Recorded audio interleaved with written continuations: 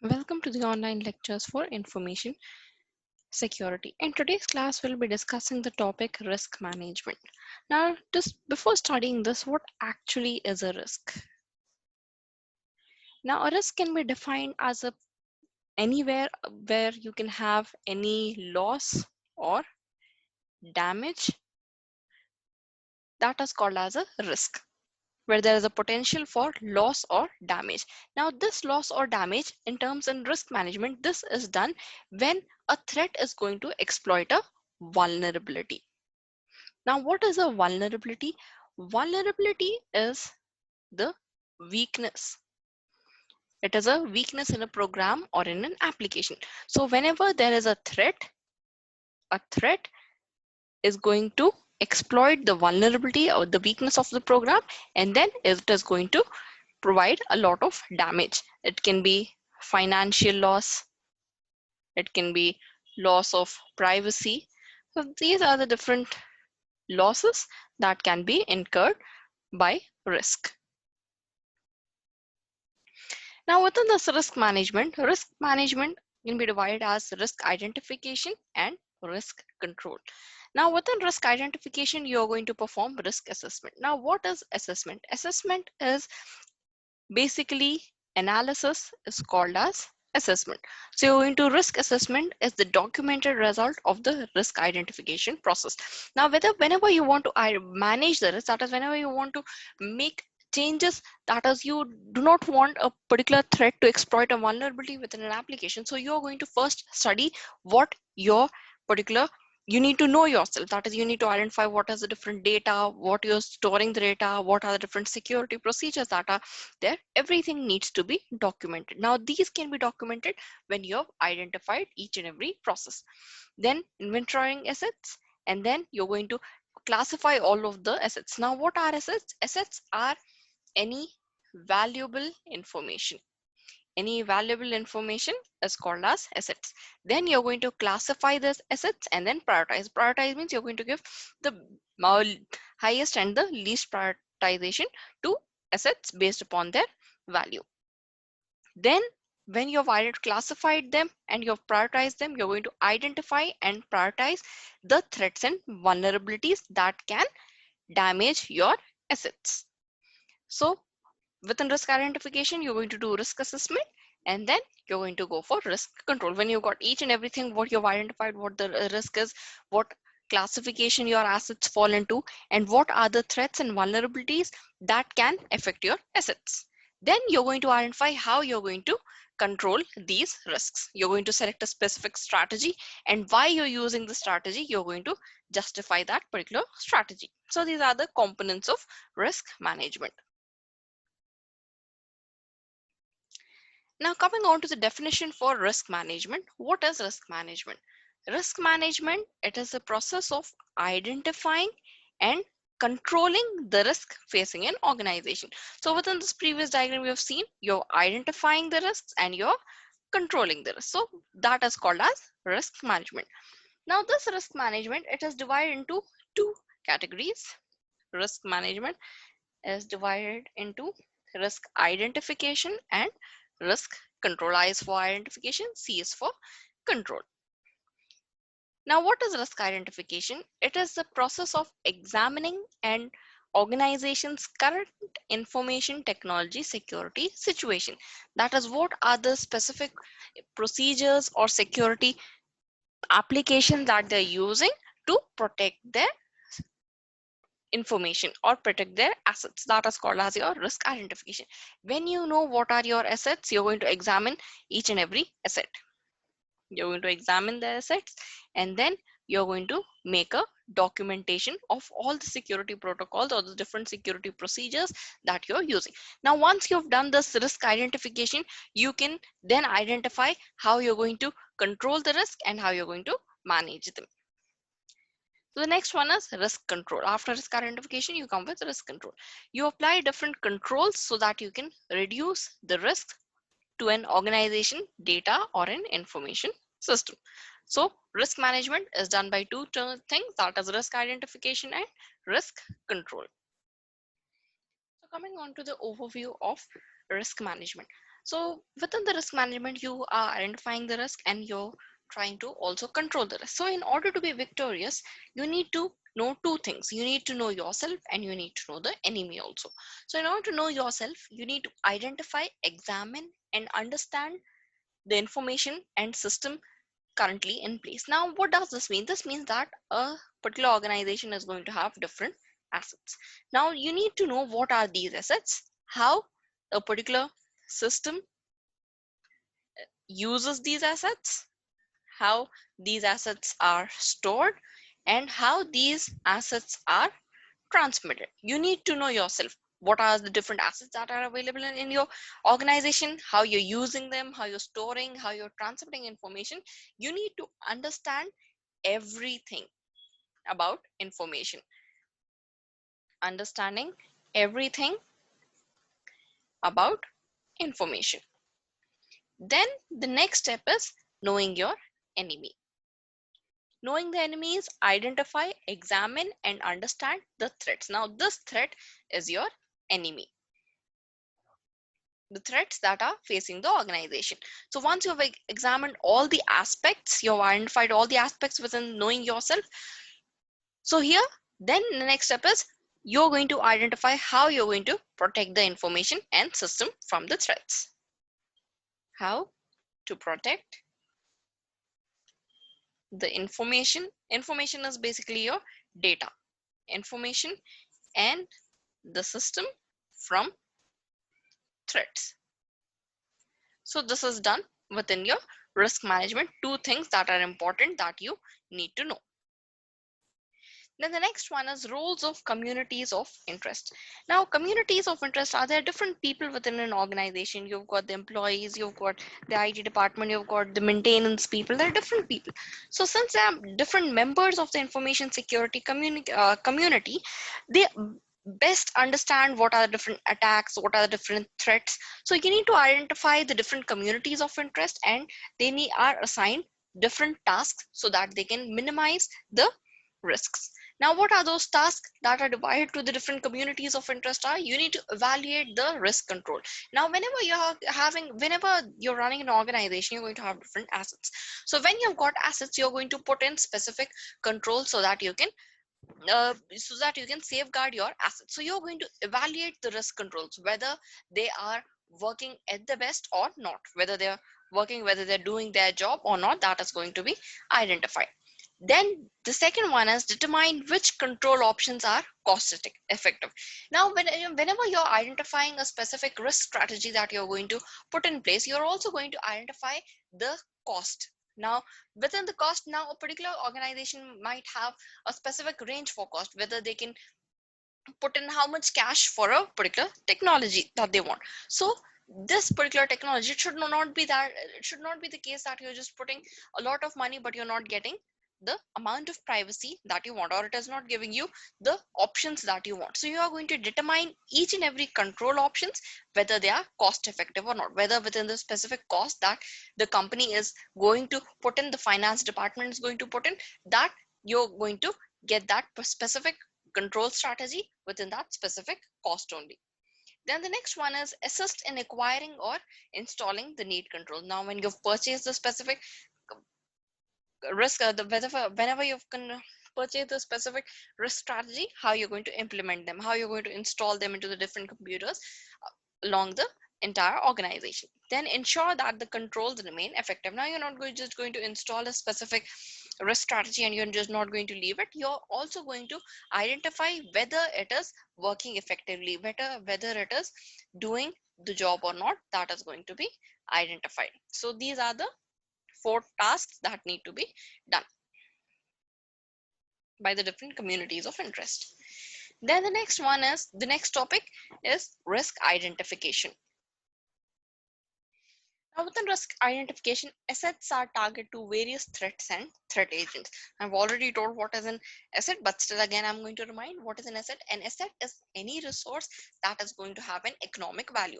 That is anything that has got value. Economic value means if you sell that information, you're going to get money.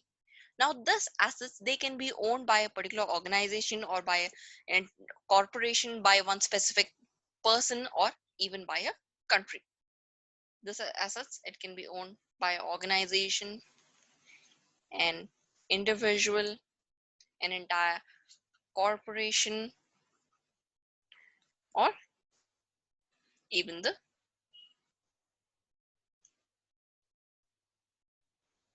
corporation, or even the country. So these are your assets.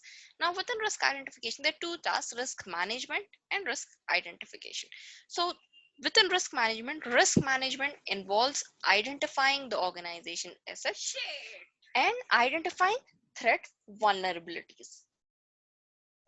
So risk management is you're going to identify all the assets, whereas within identification, you're going to identify organization assets and you're also going to assess their value. That is, if suppose there is a specific asset, if a threat if suppose a specific attack is launched on a specific asset, how much loss you're going to incur, that is going to be identified. Whereas in management, you're just going to identify the different assets and what are the different vulnerabilities. What is vulnerability? Vulnerability are the weakness within the programs or in a specific application. So this is risk identification. Within risk identification, you're going to perform risk management and risk identification. Management focuses on identifying the different assets and their weaknesses, whereas identification involves identifying those assets, whereas also assessing the value of the risk, whether how much loss you might face when a attack is launched on a specific asset.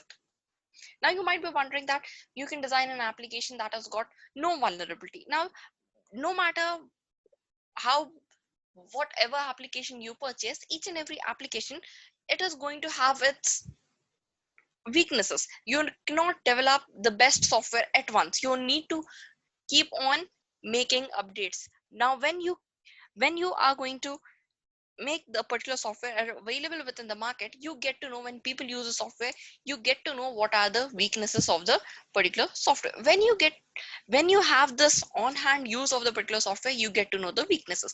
Based upon their weakness, you can give updates to the software. You can identify the different loopholes within the program where people try to attack, make different launch different attacks on a particular application. You get to know what are the different threats. So can be a different threat or a different virus that is going to affect a specific application. So based upon that, you can have different updates and you're going to fix those loopholes.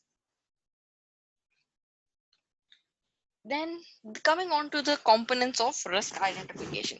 Now within the components of risk identification, these are the list of specific tasks.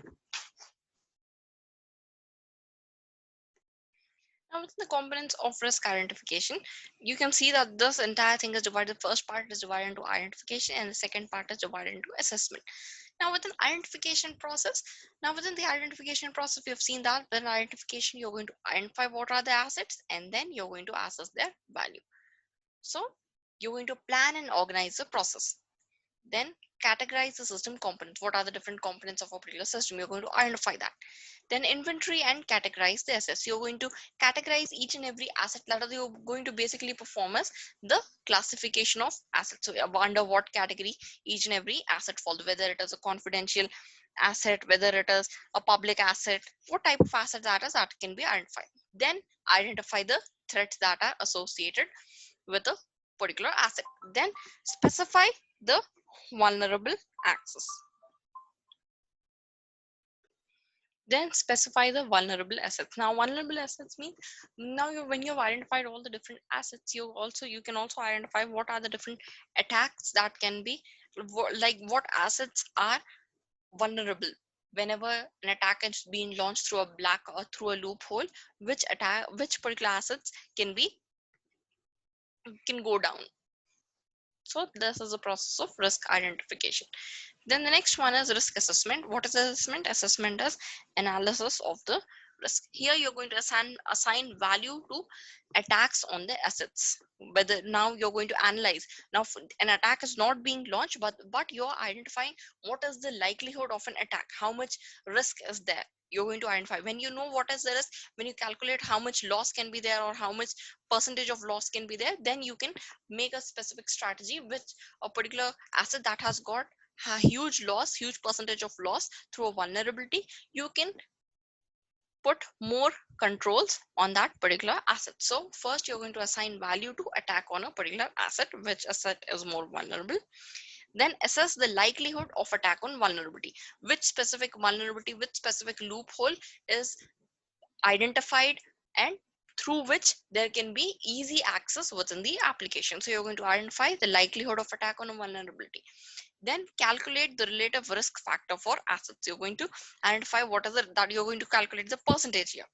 Then review the different possible control. That is what particular controls can be put in place so that you can reduce the impact of attack or reduce the impact of that particular risk.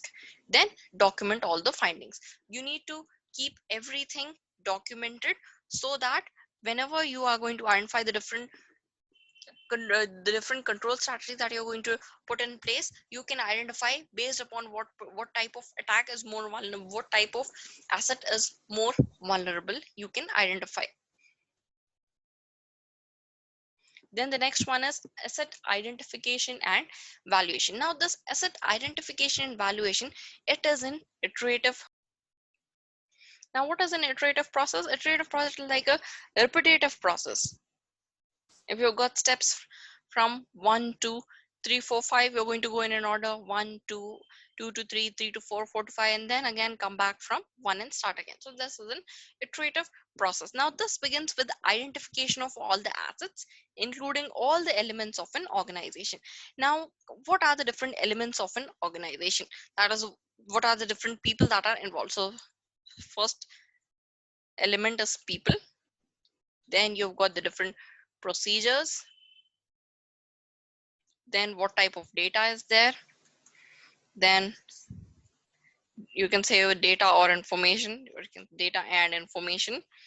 Then software, hardware, and the different networking elements. So these are your elements within an organization.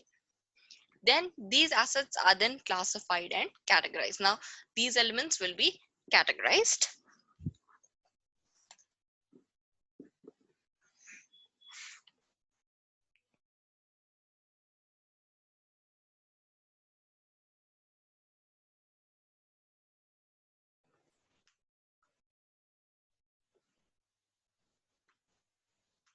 So there's a table for categorizing the different components of an information system.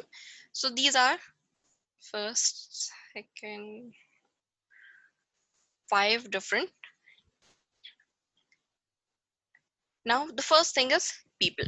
Now this is the traditional system components. The components, these are people, procedures, data, software, and hardware. Then the secure SDLC and risk management and system components. So people within an organization, they can be employees or the people that can also be non-employees. Now trusted employees are people that has got authority. People that have got authority, those people are called as the trusted employees. These people can be held accountable for any loss or damage to any other asset. Other staff, now this other staff, these are people that do not have any special privileges. No special privileges are people with other staffs.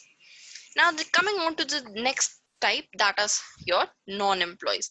Now non-employees means these are people are not employed.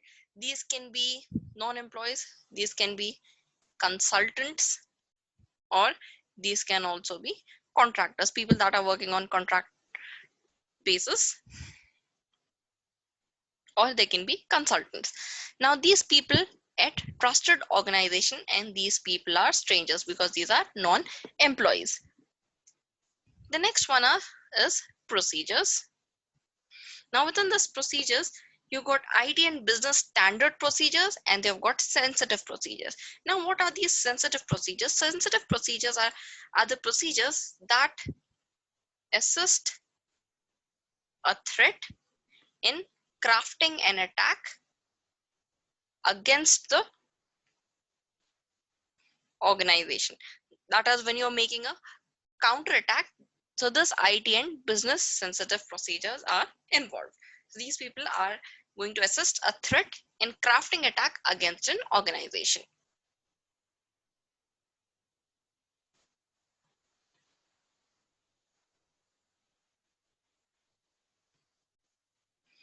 Then the third one is data.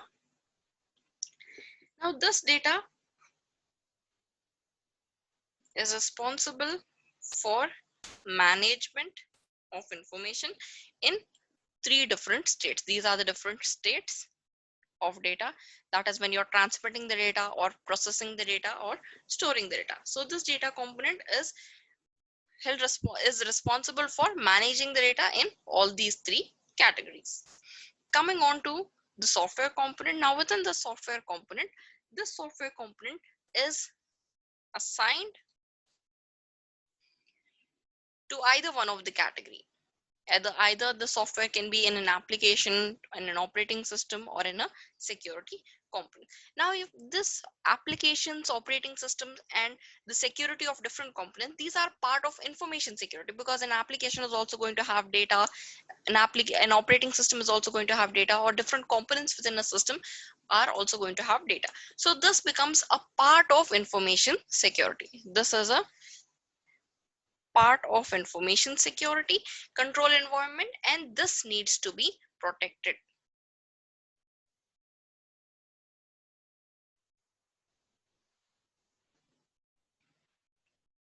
Then the next one is hardware. So this hardware, this again can be assigned to either one of the categories. Now here you've got system device and peripheral devices, or the networking components. Now what happens is, normally the networking components, these are a focal point of attacks. Normally whenever an attack is being launched, it is launched on a network, because when you make an attack on a particular network, the entire devices, all the devices that are connected onto this particular network, all do not work. They stop functioning. The traffic is increased. It can be increased via DOS or the DDoS attack. So here you've got the system and peripheral security devices are here, or the say intranet components, or internet, or the DMZ components. So these are the 5 different components. Now with this hardware components, this can also be combined with general hardware, or even with some of the software components.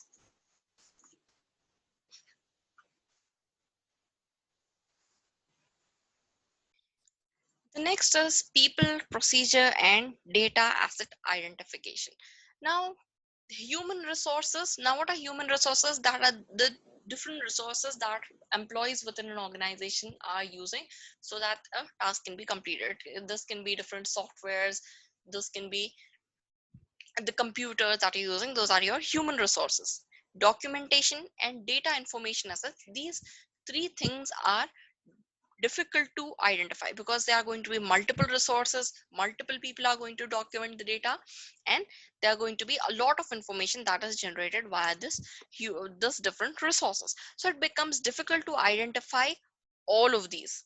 So when you have to identify all of this, you need to hire people with knowledge, experience, and good judgment, so that they can identify all this three things, and they can identify first. The first task is identification. When you identify all the assets, you can assess, or you can implement the different controls. So you need to hire people that have got expertise, so that they can identify all the different resources, documentation, and information.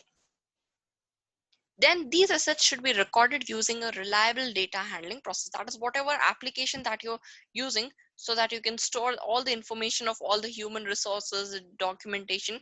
This needs to be very reliable and flexible.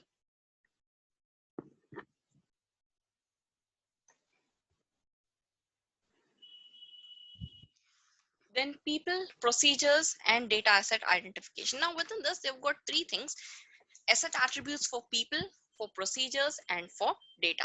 Now whenever you're having this asset attributes for people, now for people, you're going to make use of either the position name or some specific ID. You're not going to use any type of nicknames for any security clearance. This position names or specific ID card is given for security clearance. or for special skilled people.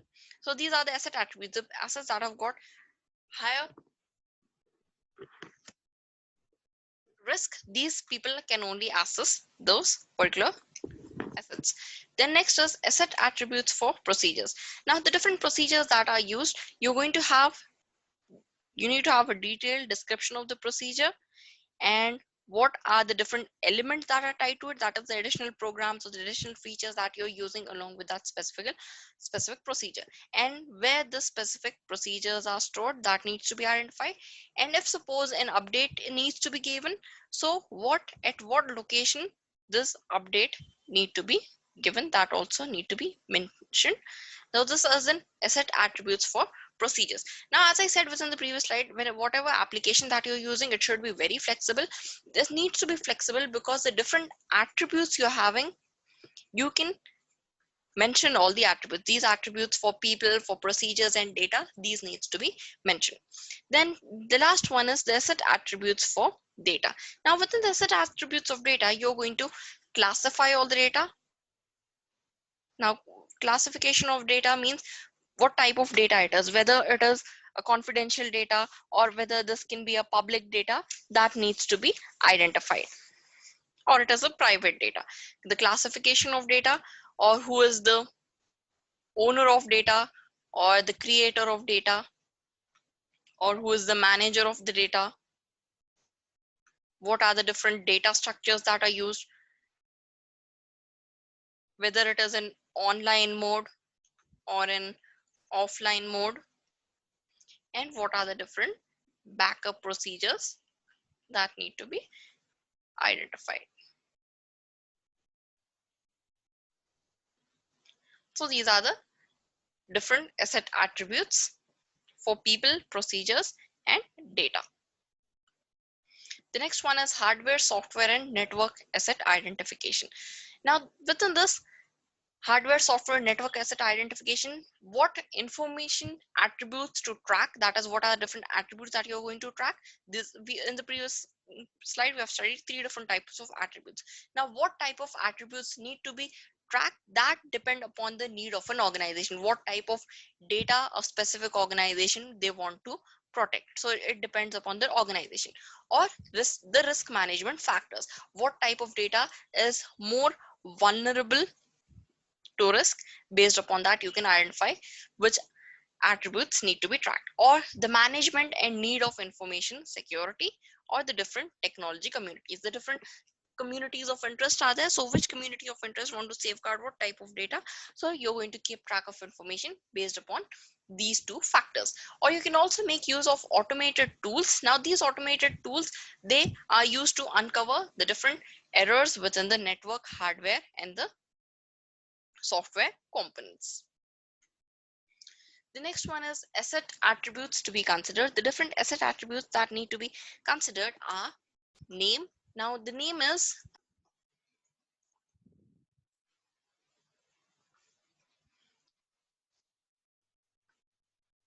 it can be a device or a program name.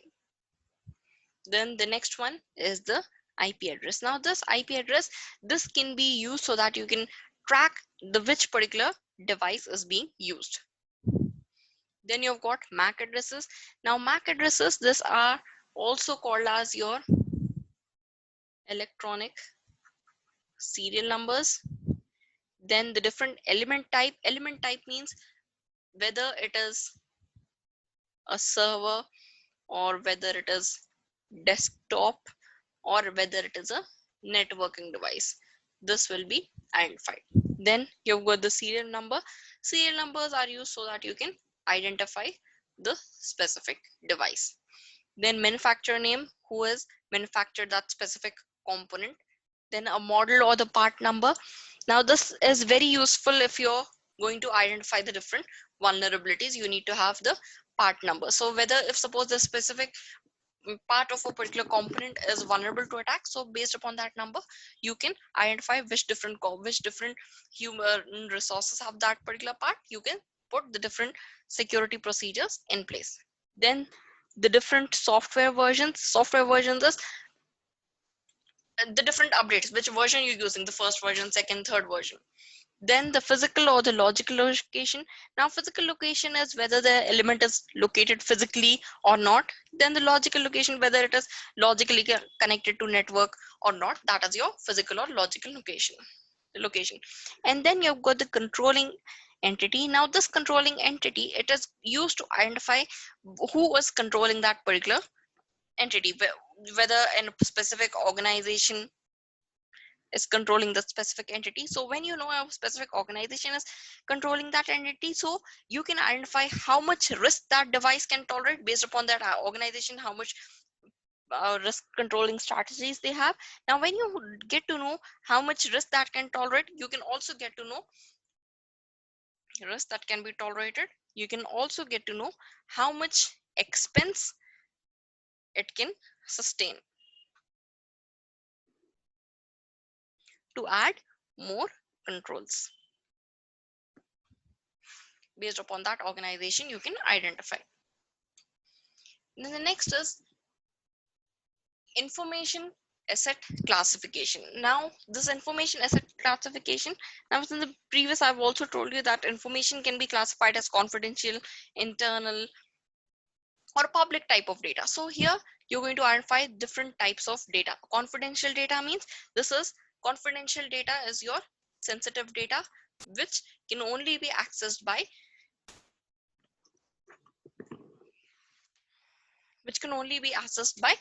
authoritative people. Then internal data, this is only for employees or the contractors. Public data, this can be made public. Then this classification of data, now you've got this different classifications of data here. The different classifications of data, this can also be first we've studied is confidential, we've already studied. Then internal data, that is used by employees or contractors. Then you've got as external data that can be made public.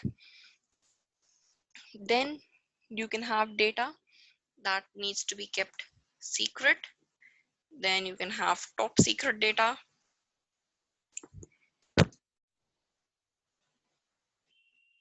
And you can also have as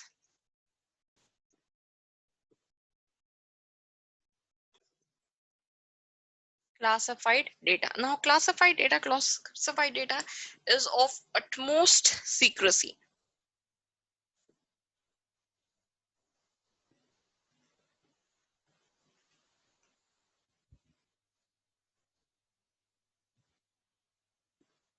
Data with utmost secrecy is called as your classified data. Now whenever if there is a disclosure of such type of classified data, this can have a severe impact upon the well-being of an organization. So these are the different types of data. Now within this classified data, you can have sensitive but unclassified data. Unclassified data can also be there, or only confidential data. So based upon this, there are different categories for classified data. Now you have this information asset valuation. Now you're going to also identify the different information asset valuation. You're going to evaluate all the assets. Now there are few questions that need to be asked. Is most critical to whether this type of data, whether it is critical to organization success. Based upon that, you're going to prioritize those assets, generate the most revenue, or whether that specific asset is more profitable, would be most expensive to replace or to protect that data, whether if that data is, if it is under an attack or it is more prone to a vulnerability, then whether it is best that you protect the data or you're going to replace that entire data. How much expenses you can incur, based upon that you're going to identify. Or would be the most embarrassing or cause great liability if revealed. Now some different organizations have got different types of asset. That type of assets, when they are disclosed, it can make impact upon the entire organization. So whether those data that can be revealed, whether it is going to be some type of embarrassing data or whether it is going to give huge loss to the organization, that is going to be identified. So based upon these questions, you're going to evaluate the type of data. Then the data classification and management. Now we have studied the data classification is your external, confidential, or internal data. Based upon that, you're going to identify the information owners, who are the owners of the information, and how they are classifying the data. And this information classification must be reviewed periodically, whether that specific data, whether it falls under the same category or not, that is going to be identified. And whether all the controls that were put in place, whether they are working properly or not, that is going to be identified. Now this information needs to be reviewed. These are normally reviewed at least once in a year. So this is your data classification and management. Then comes this threat identification. What are the different threats? As we have studied, risk management is whenever a threat is launched upon a vulnerability, so you're going to identify what are the different threats. Now these threats are classified in two types: realistic threats and unimportant threats. Now whenever you run a computer scan also, you get to know the specific threat that can damage your files, or some unimportant threats are also there. So based upon this, you're going to identify realistic threats, you're going to focus on them, whereas unimportant threats, you can review them later after the realistic threats. Then how you're going to analyze all the different threats. Which threat present danger to an asset? You're going to identify based upon that. If you remember, within the previous chapter, we have studied the different types of threats. So you're going to identify which threat presents danger to an asset, which threat represent the most danger to information, how much would it cost to recover from attack, and which threat requires the greatest expenditure to prevent. Now this is easily understandable terms that have, so you can identify based upon that which is the threat that you need to focus on.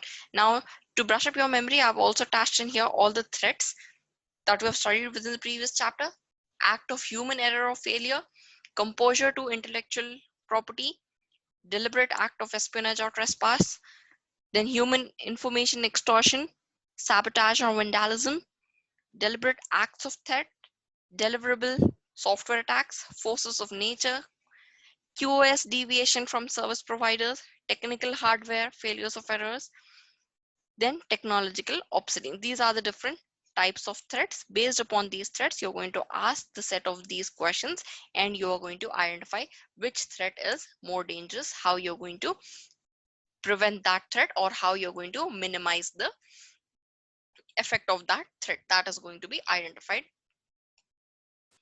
Then vulnerability identification. Now this vulnerability identification, as I told you, vulnerability is a weakness in a specific program. Now within a vulnerability, what you're going to do is that you're going to first identify what is the loophole within the particular application. Now first, within the vulnerability identification, you're going to first review. The first thing that you're going to do is you are going to review all information assets that we've studied from the beginning. You're going to review all the assets. That this thing is called as know yourself.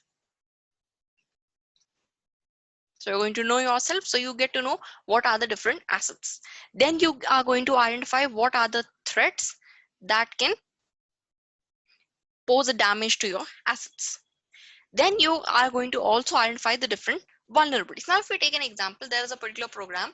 Now, within a particular program, there is some security clearances given. Some security clearances is given. Now, within the specific security clearances, now if suppose some specific type of data, it can be accessed only by the owner. The employees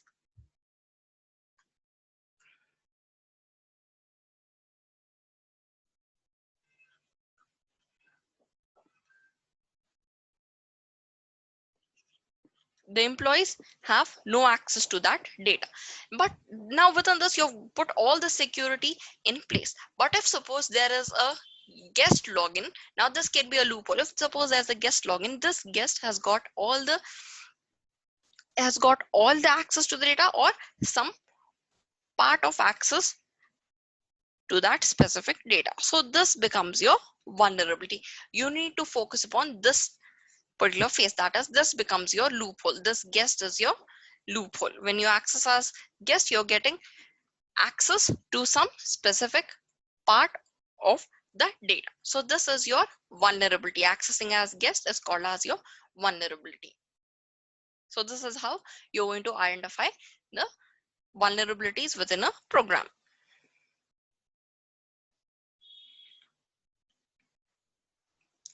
Now the next is risk assessment. Risk assessment evaluates the relative risk for each vulnerability. When you know each vulnerability, you're going to identify if suppose access is given to some part of the program or some part of information to the guest, how much risk is there. Now, how much risk is there? How much loss or how much percentage of loss is that organization going to face? Risk evaluation assessment can be basically you're going to evaluate, then assigning a risk rating or score to each information asset. Based upon assets 1, 2, and 3, you're going to identify the rating can be 4, it can be 2, it can be 1. You're going to give ratings. Now, when you put in place all the ratings, you can identify you are going to focus on which particular asset that need to be protected. Then documenting the result of risk assessment. Now, whenever you've done an entire risk assessment, each and everything needs to be well documented into a worksheet, so that you're not going to remember each and everything. So each and everything needs to be documented in a worksheet. Now, this worksheet is going to have all the details of all the assets, then how much assets are going to have impact on a vulnerability, what is the risk factor or the risk rating factor, as we're giving ratings to each asset, then how you're going to rank the vulnerabilities.